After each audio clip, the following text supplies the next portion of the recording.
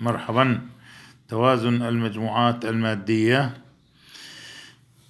مثال واحد: يستند القضيب المعدني AB المبين بالشكل واحد طوله L تؤثر في طرفه الحر بقوة F تميل على الأفق بزاوية ألفا.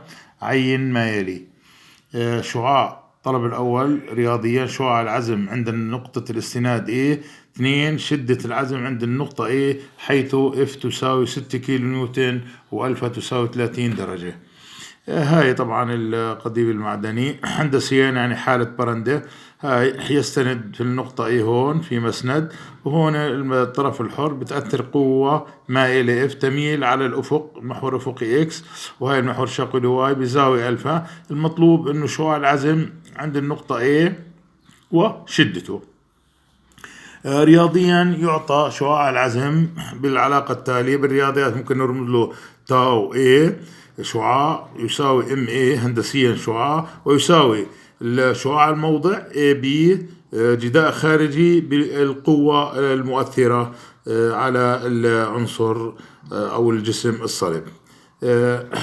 هاي عنا فتحنا محدد. هاي الأشعة الواحدة. هاي هون ال00 هي عبارة عن إحداثيات شعاع الموضع، والمركبات القوة هي تا اف اكس اوف واي.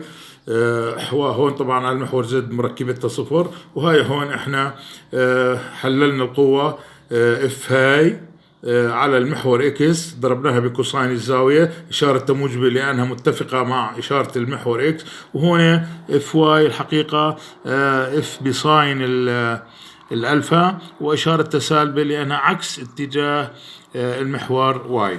بعد نشر هذا المحدد حصلنا على علاقة الشعاع. هاي هي شعاع العزم في النقطة A 0 ضرب I شعاع زائد 0 ضرب G شعاع ناقص L بF بساين ألفا بK شعاع. هاي العلاقة رقم 1. في الحل الهندسي الحقيقة هون يعني مبين ترابط الهندسة مع الرياضيات. الحل الهندسي هون احنا فقط بنراعي إشارة العزم اللي هو مع عقارب الساعة سالب، وبالتالي MA ما هي إلا ناقص FY بال ناقص FY. هون هاي المركبة الشاقولية اللي هي عمودية على الذراع. طبعا لازم يساوي القوة ضرب الذراع، والذراع لازم يكون عمودي على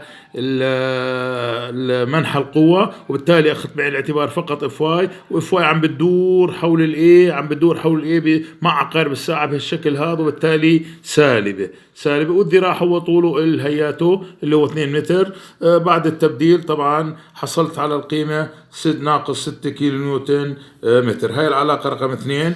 لاحظت انه اذا بدي ابدل انا بالعلاقة 1 اللي جبتها من منهاج الرياضيات نحصل على نفس الاجابة، يعني بطلع معي ناقص 6 كيلو نيوتن متر.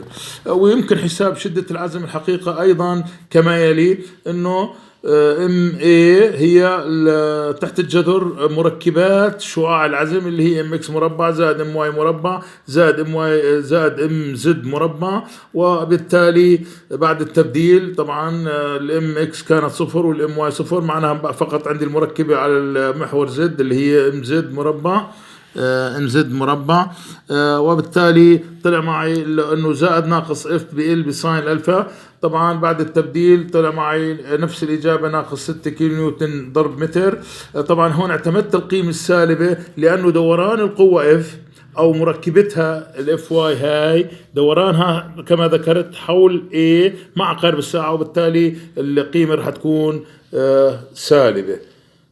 أشكر حسن الاستماع.